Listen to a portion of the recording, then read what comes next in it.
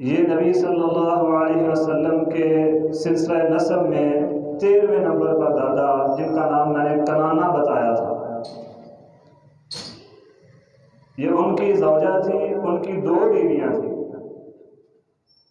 ایک کا نام برہ بنت مرہ تھا، یہ نبی صلی اللہ علیہ وسلم کی 13ویں حقیقی دادی جان تھی۔ کنانہ ہی کی دوسری بیوی کا نام فکیہہ تھا، یہ کنانہ کی دوسری بیوی اور نبی صلی اللہ علیہ وسلم کی 13ویں سوتیلی دادی جان تھے۔ فکیہہ جو تھی، ان کے پسینے سے خوشبو آیا کرتی تھی۔ یہ نبی مکرم علیہ السلام کی 13ویں سوتیلی دادی جان تھی۔ تو بات رکی تھی آ کر مالک پر۔ مالک کے بیٹے کا نام فہر تھا، جن کی کنیت ابو غالب تھی۔ یہ مکے کے سردار تھے۔ میں نے شروع میں بتایا تھا کہ نبی علیہ السلام کے سلسلہ نسب کی ہر کڑی، ہر فرد اپنے وقت کا سردار اور سردارانہ صلاحیتوں کا مالک تھا۔ اسی طرح فہر بھی، ابو غالب فہر، یہ بھی سردار تھے۔ ان کے دور میں حسان بن عبد کلال حمیری نے، جو یمن کا رہنے والا تھا، اپنے قبیلے حمیر اور یمن کے دوسرے قبائل کو ساتھ ملا کر مکے کا رخ کیا، تاکہ بیت اللہ کے پتھروں کو اٹھا کر یمن میں لے آئے اور یہاں لا کر بیت اللہ تعمیر کریں۔ یہ اس کے بعد ایک اور واقعہ تھا جس کا ذکر انشاءاللہ آگے آئے گا۔ الم تری کیف فعل ربک باصحاب الفیل، اصحاب الفیل والا۔ لیکن یہ حسان بن عبد کلال حمیری یہ مکے پہنچ نہیں سکا، اس کو جرأت ہی نہیں ہوئی مکے پہنچنے کی۔ مکے کے باہر لوگوں کو لوٹنا شروع کر دیا اس نے۔ جب اس بات کی خبر فہر بن مالک کو پہنچی تو اس نے کنانہ، بنو خزاعہ، اسد اور دوسرے قبائل کو ساتھ ملا کر ان پر حملہ کیا۔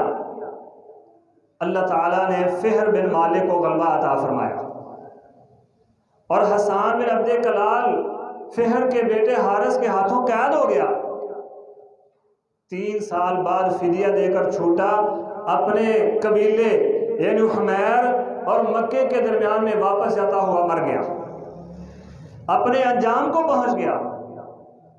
اور اس جنگ میں فہر کے پوتے بھی شہید ہوئے۔ یہ نبی صلی اللہ علیہ وسلم کے دادا جان تھے۔ انہی کا لقب قریش تھا۔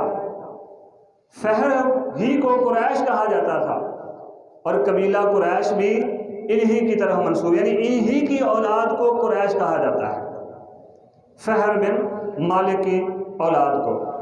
ان کے بیٹے کا نام غالب، جو نبی صلی اللہ علیہ وسلم کے دادا جان بنتے ہیں، ان کی کنیت ابو تیم تھی۔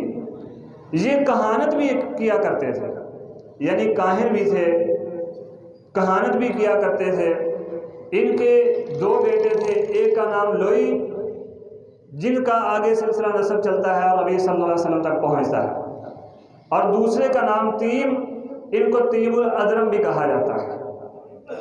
تیم الادرم کہنے کی وجہ یہ ہے کہ ان کے جبڑے کی ایک طرف کی ہڈی ناقص تھی، اس وجہ سے انہیں تیم الادرم کہا کرتے تھے۔ یہ غالب بن فہر کے بیٹے تھے۔ غالب کے بیٹے لوئی، ان کی کنیت ابو کعب اور والدہ کا نام مورخین نے عاتقہ بنت یخلد ذکر کیا ہے۔ ان کی کنیت ابو کعب تھی۔ سیدنا سہیل بن عمر، ام المومنین سیدہ سودا بنت زمعہ رضی اللہ عنہما کا سلسلہ نسب لوئی پر آ کر رسول اللہ صلی اللہ علیہ وسلم سے مل جاتا ہے۔ ان کا سلسلہ نسب نبی علیہ السلام پر آ کر مل جاتا ہے۔ اور لوئی جو تھے، لوئی یہ عقل مند اور دانا انسان تھے، اور بچپن ہی سے انہوں نے دنائی کی باتیں کہنا شروع کر دی تھی۔ لوگ ان کی دنائی کی باتوں کو قبول کرتے تھے۔ ان کے بیٹے کا نام کعب بن لؤی تھا۔ ان کی کنیت یعنی کعب کی کنیت ابو قصیص تھی۔ عرب کے ہاں ایک خاص مقام رکھتے تھے۔ اہل عرب ان کی یعنی کعب بن لؤی کے پیدائش کے دن سے اپنے سال کا آغاز کیا کرتے تھے۔ کعب کی پیدائش کے دن سے اپنے سال کا آغاز کیا کرتے تھے، اور یہ سلسلہ واقعہ فیل تک جاری رہا۔ یعنی جب واقعہ فیل ہوا ہے، ہاتھی والوں کا واقعہ رونما ہوا ہے، اس وقت تک اہل عرب اپنے سال کا آغاز پہلا دن کعب بن لؤی کی پیدائش کے دن سے شروع کرتے تھے۔ اور یہ وہ ہستی ہیں کعب بن لؤی کہ جنہوں نے جو جمعے کا دن تھا اس کو پہلے عروبہ کہا جاتا تھا۔ بعض مورخین نے لکھا ہے کہ عروبہ کا نام بدل کر جمعے کا دن یعنی جمعہ نام جمعے کا دن انہوں نے ہی رکھا تھا کعب نے۔ بعض مورخین نے کہا نہیں، جب اسلام آیا تھا تو اسلام نے عروبہ کا دن جو تھا اسے عروبہ سے بدل کر جمعہ رکھ دیا۔ اور یہ وہ شخص ہیں کعب بن لؤی جو لوگوں کو عروبہ کے دن یعنی جمعہ کے دن جمع کیا کرتے تھے، خطبہ دیا کرتے تھے، لوگوں کو وعظ و نصیحت کیا کرتے تھے، اور لوگوں کو بتایا کرتے تھے لوگوں آخری نبی ہماری نسل میں سے آئے گا، جب وہ آئے تو اس کے مطیع اور فرما بردار بن جانا، اس کی نافرمانی نہ کرنا۔ اللہ اکبر کبیرہ۔ نبی علیہ السلام کے دادا جان ہیں، آپ کی آمد سے پہلے ہی بشارت دے رہے ہیں کہ لوگوں آخری نبی ہماری نسل میں سے آئے گا۔ یہ اللہ تعالیٰ نے اعزاز عطا فرمایا، ذالک فضل اللہ یؤتیہ من یشاء۔ مورخین لکھتے ہیں کہ اما بعد کے الفاظ بھی سب سے پہلے انہوں نے ہی کہے تھے۔ آپ اکثر خطباء سے سنتے ہیں، خطبہ پڑھنے کے بعد پڑھتے ہیں اما بعد فاعوذ باللہ من الشیطان الرجیم۔ تو یہ جو اما بعد کے الفاظ ہیں یہ بھی سب سے پہلے کعب بن لؤی نے کہے تھے، یہ بھی سب سے پہلے کعب بن لؤی نے کہے تھے۔ یہ نبی علیہ السلام کے دادا جان ہیں۔ اسی طرح یہ قوم کو جمع کرتے، خطاب فرماتے، وعظ و نصیحت کرتے، توحید کا درس بھی دیا کرتے تھے۔ میں نے شروع میں ذکر کیا تھا کہ موحدین بھی موجود تھے، اللہ کی توحید کا اعلان کرنے والے، توحید کو ماننے والے بھی موجود تھے۔ ان کے بیٹے کا نام ہے مرہ یعنی مرہ بن کعب۔ ان کی کنیت تھی ابو یقاظہ۔ یہ خلیفہ اول سیدنا ابو بکر صدیق رضی اللہ عنہ ورضا، اسی طرح طلحہ بن عبید اللہ، ام المؤمنین ام سلمہ اور خالد بن ولید رضی اللہ عنہم ورضا، اسی طرح امت کے فقیہ سید سعید بن مسیب رحمہ اللہ تعالی، ان سب کا سلسلہ نسب ان پر یعنی مرہ پر آ کر رسول اللہ صلی اللہ علیہ وسلم سے مل جاتا ہے۔ سیدنا ابو بکر صدیق، طلحہ بن عبید اللہ، ام المؤمنین ام سلمہ، خالد بن ولید اور محدث سعید بن مسیب رحمہ اللہ تعالی، ان کا سلسلہ نسب ان پر آ کر نبی صلی اللہ علیہ وسلم سے مل جاتا ہے۔ اس سے پیچھے کعب کے دو بیٹے تھے۔ ان کے بیٹے عدی کی نسل سے سیدنا عمر بن خطاب رضی اللہ عنہ، اور دوسرے بیٹے حسیس جن کے نام پر ان کی کنیت ابو حسیس تھی، ان کی نسل سے سیدنا عمر بن عاص رضی اللہ عنہما ہے۔ یعنی حسیس کی نسل سے عمر بن عاص اور عمر بن خطاب رضی اللہ عنہما کا سلسلہ نسب ان پر آ کر کعب بن لؤی پر آ کر رسول اللہ صلی اللہ علیہ وسلم سے مل جاتا ہے۔ آگے مرہ کے بیٹے کلاب یعنی کلاب بن مرہ، ان کا اصل نام مورخین لکھتے ہیں یا تو حکیم تھا یا مہذب تھا یا عروہ تھا۔ حکیم، مہذب یا عروہ، ان تین میں سے کوئی ایک نام تھا، اور کنیت تھی ابو زہرہ۔ ان کو کلاب اس لیے کہا جاتا تھا کہ کلاب کلب کی جمع ہے جس کا معنی ہے کتا یا درندہ۔ تو یہ کتوں کے ساتھ شکار کرنے کے بڑے شوقین تھے، کتوں کے ساتھ شکار کرتے تھے، اسی وجہ سے انہیں کلاب کہا جانے لگا۔ تو یاد رکھیں اسلام میں کتے کے ساتھ شکار کرنا منع نہیں ہے، اگرچہ کتے کا جوٹھا منع ہے، حرام ہے، نہیں استعمال کر سکتے، لیکن اگر شکاری کتا ہو جس کو آپ نے سکھایا ہو، نواب صدیق الحسن خان رحمہ اللہ تعالی ان کی کتاب غالباً روضۃ الندیہ میں انہوں نے لکھا ہے کہ 3 نشانیاں ہیں شکاری کتے کی، جس کو آپ نے سکھایا ہو 3 نشانیاں ہیں۔ پہلی نشانی، جب آپ اسے کہیں کہ شکار پر جھپٹا مارو تو وہ چلا جائے، اگرچہ اس کے پاس ہے شکار، لمحہ بھر کی دیری کے بعد وہ شکار کو پکڑنے لگا ہے، لیکن آپ کی آواز سن کر فوراً رک جائے، یہ دوسری نشانی ہے۔ اور تیسری نشانی یہ ہے کہ اس نے جب شکار کر لیا ہے تو اس میں سے اپنے لیے کچھ نہ حصہ رکھے، کتا خود نہ کھائے، وہ شکار کر کے مکمل آپ کو جانور دے دے، تو یہ ہے شکاری کتا، یہ رکھنا، اس کا کیا ہوا شکار کھانا شرعاً جائز ہے، اسلام میں درست ہے، شکاری کتا رکھنا بھی درست ہے۔ لیکن اگر آپ فضول کتا رکھتے ہیں تو بلا ناغہ آپ کی نیکیوں میں سے، آپ کے نامہ اعمال میں سے نیکیاں کم ہوتی جاتی ہیں۔ اگر آپ حفاظت کے لیے بھی نہیں، شکار کے لیے نہیں، ویسے ہی شوق کے لیے کتا رکھتے ہیں تو یہ اسلام میں جائز نہیں ہے۔ حدیث معروف ہے، نبی صلی اللہ علیہ وسلم کی چارپائی کے نیچے کتا تھا، جبریل علیہ السلام نہیں آئے، اللہ اکبر کبیرہ، نبی علیہ السلام نے فرمایا مدینے کے کتوں کو قتل کر دو۔ لوگ کہتے ہیں نا مدینے کے کتے ہیں، نبی علیہ السلام نے فرمایا مدینے کے کتوں کو قتل کر دو۔ بعد نہ پھر نبی علیہ السلام نے منع کر دیا کہ صرف کالے کتے کو اب قتل کرنا ہے، ہر کسی کو قتل نہیں کرنا۔ تو اس وجہ سے انہیں کلاب کو، یعنی حکیم مہذب یا عروہ کو کلاب کہا جاتا ہے۔ ان کے 2 بیٹے تھے، ایک کا نام قصی اور ایک کا نام زہرہ۔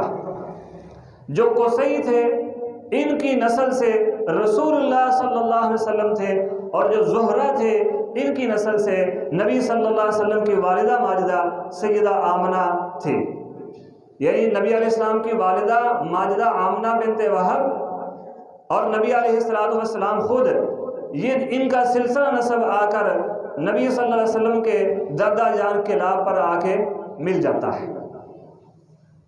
دادا کلاب بن مرہ پر آ کر نبی علیہ السلام اور آپ کی والدہ ماجدہ سیدہ آمنہ بنت وہب پر آ کر سلسلہ نسب مل جاتا ہے۔ کلاب کے 2 بیٹے تھے، ایک کا نام قصی اور ایک کا نام زہرہ۔ قصی سے نبی صلی اللہ علیہ وسلم اور زہرہ سے آپ کی والدہ ماجدہ سیدہ آمنہ بنت وہب تھی۔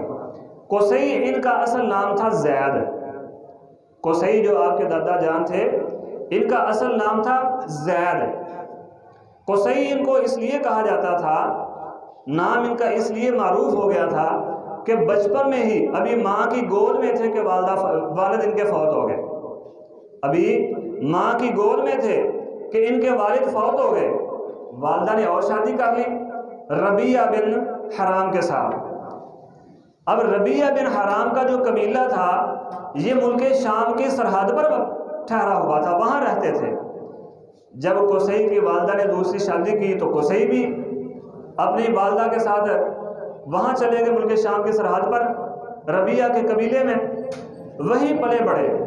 تو قصی کا مطلب ہے اپنے اہل و عیال، اپنے خاندان سے دور پلنے بڑھنے والا کم سن بچہ، اس وجہ سے انہیں قصی کہا جاتا۔ یہ اسی میں رہے اور ربیہ بن حرام کو ہی اپنا باپ سمجھتے تھے۔ ایک دن ربیہ کے خاندان کے، ربیہ کے قبیلے کے ایک فرد اور قصی کے درمیان باہم جھگڑا ہو گیا، تو اس ربیہ بن حرام کے قبیلے کے فرد نے کہا تو اپنے خاندان میں کیوں نہیں چلا جاتا؟ قصی کو یہ تانا دیا، اور تو اپنے خاندان میں کیوں نہیں چلا جاتا؟ اب قصی تو یہ سمجھتے تھے شاید ربیہ ہی میرا باپ ہے، ان کو اس بات کا بڑا دکھ ہوا، آ کر اپنی والدہ سے پوچھا کہ میرے والد اصل کون ہیں؟ تو والدہ نے بتایا بیٹا یہ جو قبیلہ ہے اس کی تو تیرے قبیلے کے سامنے کوئی حیثیت ہی نہیں ہے، تو اعلیٰ خاندان کا ہے، تو بڑے بہترین نسب والا ہے، تو اچھے حسب و نسب والا ہے۔ جب قصی کو پتہ چلا تو وہ فوراً مکے پہنچ گئے، جب قصی کو اس بات کی خبر ہوئی کہ ربیہ کا خاندان، ربیہ کا قبیلہ، میرا خاندان ہے ہی نہیں، میرا خاندان تو اعلیٰ ہے، میرا حسب و نسب تو بلند ہے، تو اسی وقت اپنی والدہ کی سے اجازت لے کر مکے آ گئے۔ جب مکے آئے تو ان کے جو دوسرے بھائی تھے وہ اس وقت بوڑھے ہو چکے تھے اور نبینا ہو چکے تھے۔ جب قصی آئے سیدھا اپنے بھائی کے پاس پہنچے تو نبینا بوڑھے بھائی نے اپنے بھائی قصی کو اس کی آواز کے ساتھ پہچان لیا کہ یہ قصی میرا بھائی ہے، اس لیے کہ قصی کی آواز بالکل اپنے والد کلاب کی طرح تھی، بولنے کا انداز، لب و لہجہ، طریقہ کار، گفتگو ساری اپنے باپ کلاب کی طرح تھی۔ تو جب قصی آ کر بولے فوراً پہچان لیا کہ یہ میرا بھائی قصی ہے۔ قصی چھوٹے تھے اور کلاب بڑے تھے، زہرہ بڑے تھے۔ قصی چھوٹے بھائی تھے اور زہرہ بڑے بھائی تھے، پہچان لیا انہوں نے۔ قصی نے پھر وہی مکے میں حلیل جو بنو خزاعہ تھے رہتے تھے اور ان کی حکومت تھی اس وقت مکے میں، سارا کنٹرول انہی کے پاس تھا۔ انہی بنو خزاعہ کے ایک فرد حلیل کی بیٹی کے ساتھ جس کے پاس بیت اللہ کا سارا انتظام سلام تھا، اس کے ساتھ شادی کر لی۔ جب شادی کا نکاح کا پیغام بھیجا تو اس نے حلیل نے فوراً قبول کر لیا کہ یہ تو اچھے خاندان والا ہے، اعلیٰ حسب و نسب والا ہے، اور میری بیٹی کا تعلق اعلیٰ خاندان کے لوگوں کے ساتھ مل جائے تو مجھے اور کیا چاہیے۔ حلیل نے نکاح کے بعد کہا بیٹا، یعنی اپنی بیٹی کو کہا بیٹا میرے پاس بیت اللہ کے انتظام سلام سارے میرے پاس ہیں، جتنے بھی اچھے عہدے ہیں، جتنے بھی فخر کرنے والے عہدے ہیں میرے پاس ہیں، میں وہ تمہیں دیتا ہوں۔ بیٹی نے لینے سے انکار کر دیا، اس نے کہا ابا جان یہ میں نہیں کر سکتی۔ اب ابو کبشہ کو حلیل نے اپنا وکیل مقرر کر لیا، حلیل نے ابو کبشہ کو اپنا وکیل مقرر کر لیا۔ یہ ایسا بے وقوف اور بدبخت انسان تھا، جب حلیل فوت ہوا تو ایک مشکیزہ شراب اور بالکل کمزور سے 2 اونٹوں کے بدلے یہ جتنے بھی بیت اللہ کے انتظام سلام، حاجیوں کی خدمت، حاجیوں کو پانی پلانا، حاجیوں کو کھانا کھلانا، جہاد جنگ کے وقت پرچم اٹھانا، ایک شراب مشکیزہ اور 2 مریل سے کمزور سے اونٹوں کے بدلے اس نے قصی کو بیچ دیے۔ اللہ ذالک فضل اللہ یؤتیہ من یشاء، یہ تو اللہ کا فضل ہے جسے عطا فرما دے۔ اب قصی نے خرید لیے تو جتنے بھی بادیہ نشین قریش تھے ان کو لا کر مکے میں باعزت اور منظم طریقے سے آباد کیا اس نے، یعنی قریش کو چن چن کے لے کر مکے میں آئے قصی، اپنے خاندان کو، اپنے قبیلے کو مکے میں لا کر بسایا انہوں نے منظم اور باعزت طریقے سے۔ اسی وجہ سے انہیں مجمع بھی کہا جاتا تھا، مجمع کے لقب سے بھی، یعنی جمع کرنے والے کے لقب سے بھی موسوم کیا جانے لگا۔ یہ قصی جو ہیں اپنی قوم کے پہلے اور باقاعدہ سربراہ ہیں، ان کی حکومت کو قوم نے قبول کیا تھا، مانتے تھے دل و جان سے، بلکہ اتنا مانتے تھے کہ قصی کے حکم کو دین کا حکم سمجھتے تھے۔ وہ ایسے سمجھتے تھے جیسے قصی کا حکم اوپر سے اللہ نے نازل کیا ہے، اس طرح اتنے احترام کے ساتھ مانتے تھے، اور قصی بھی ان کا احترام کرتے، ان کی ضروریات کا خیال رکھا کرتے تھے۔ جب بھی کسی نے شادی کرنی ہوتی تو سب سے پہلے مشورہ قصی سے کرتے تھے۔ جب کسی کی بیٹی جوان ہوتی اس کو قصی کے گھر میں لایا جاتا، قصی کے گھر میں اس کے لیے بہترین لباس تیار کیا جاتا، وہ لباس اس بیٹی کو پہنا کر باعزت طریقے سے اس کے باپ کے گھر میں چھوڑا جاتا، یعنی یہ اس کو ادب، یہ احترام دیا جاتا تھا قصی کو بھی اور دوسرے لوگوں کو بھی۔ قصی اپنے پاس سے بہترین لباس تیار کر کے اپنے قوم کی اس بیٹی کو پہناتے اور باعزت طریقے سے ادب اور احترام کے ساتھ اپنی قوم کی اس بیٹی کو اس کے باپ کے گھر میں پہنچا کے آتے۔ قصی وہ پہلے شخص ہیں جنہوں نے مکے کے اندر کنواں کھودا تھا۔ اس سے پہلے آب زمزم بھی تھا، لیکن اس کے ساتھ کیا ہوا وہ انشاءاللہ آئندہ جمعے ہم ذکر کریں گے۔ پہلا کنواں اس سے پہلے قصی کے پردادا نے ایک کنواں کھودا تھا، لیکن وہ مکے سے بہت دور تھا۔ دوسرا کنواں جو قصی کے دادا تھے انہوں نے کھودا تھا، وہ بھی غالباً منا کے مقام پہ تھا۔ یعنی مکے والوں کو پانی کی ضروریات پوری کرنے کے لیے مکے سے باہر دور جانا پڑتا تھا۔ یہاں تالابوں میں کوئی پانی جمع ہوتا تو وہاں سے پانی لیتے تھے۔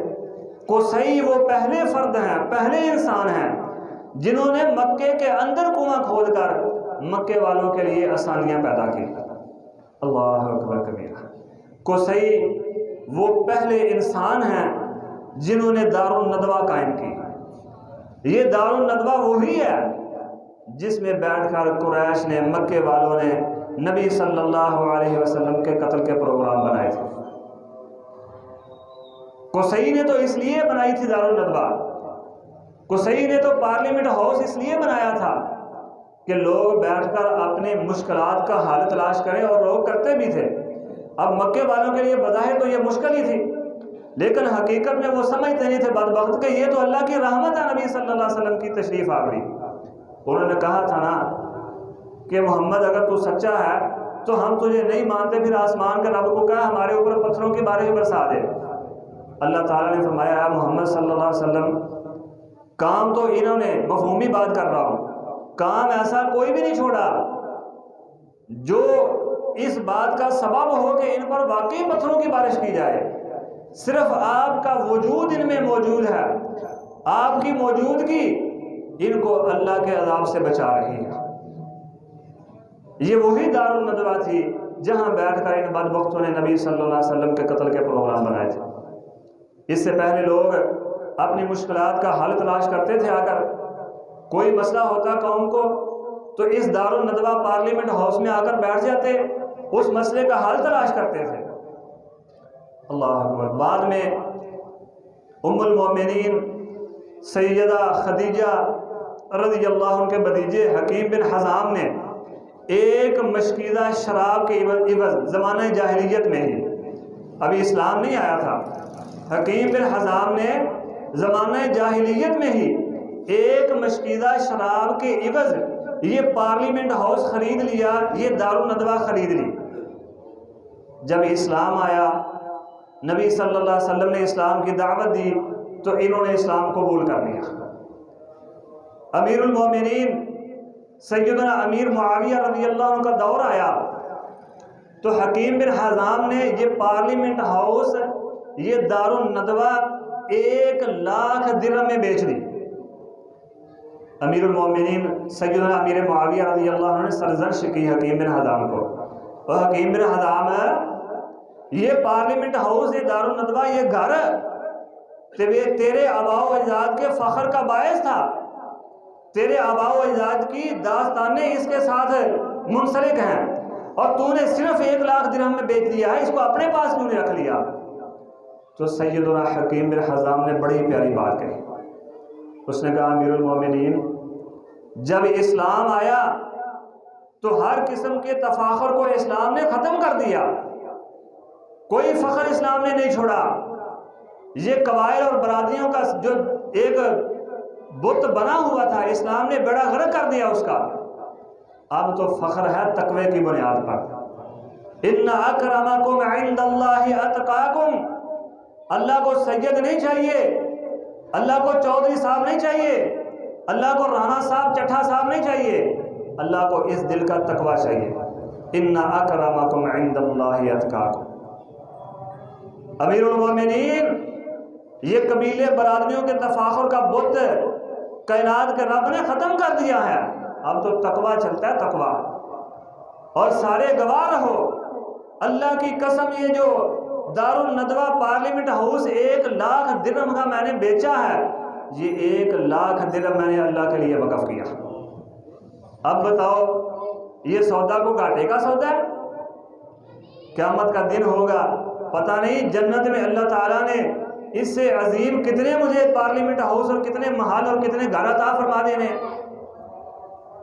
کیسا عظیم سودا سیدنا حکیم بن حزام رحمہ اللہ رضی اللہ عنہ بردا نے کیا تھا۔ اسی طرح قصی نے ایک سالانہ ٹیکس رفادہ کے نام پر قریش پر مقرر کیا، یہ کہہ کے کہ قریش، اے اہل قریش، تم لوگ اللہ کے گھر کے نگہبان ہو، محافظ ہو، اللہ کے گھر کے خادم ہو، اور جو حاجی ہیں وہ اللہ کے مہمان ہیں، دعوت کے اعتبار سے، ادب و احترام کے اعتبار سے ان کا سب سے زیادہ حق ہے، اس لیے جب یہ آئیں تو ان کی دعوت کا اہتمام کیا کرو۔ لوگوں نے بخوشی قبول کر لیا، رفادہ کے نام پر سالانہ ٹیکس دینے لگے، اور پھر قصی اس سالانہ ٹیکس سے حاجیوں کے لیے بہترین کھانے کا اہتمام کیا کرتے تھے حج کے دن۔ جو غیر مسلم مورخین ہیں وہ قصی کے حکومت کو، قصی کی تاریخ کو، قصی کے دور کے واقعات کو بڑا اچھالتے ہیں، اور ساتھ یہ کہتے ہیں کہ قصی وہ پہلا انسان ہے۔ غیر مسلم مورخین لکھتے ہیں کہ قصی وہ پہلا انسان ہے جس نے جمہوریت کی بنیادیں رکھی تھیں، جس نے نظام حکومت کو جمہوریت کی بنیادوں پر استوار کیا تھا۔ اور در پردہ حقائق اصل میں یہ ہوتے ہیں، مقاصد یہ ہوتے ہیں کہ لوگوں کو یہ باور کروایا جائے کہ محمد صلی اللہ علیہ وسلم نے جو تعلیمات آ کر دی ہیں، جو پیغام آ کر سنایا ہے، وہ اصل میں قصی کی ہی باتوں کی تشریح اور وضاحت ہے۔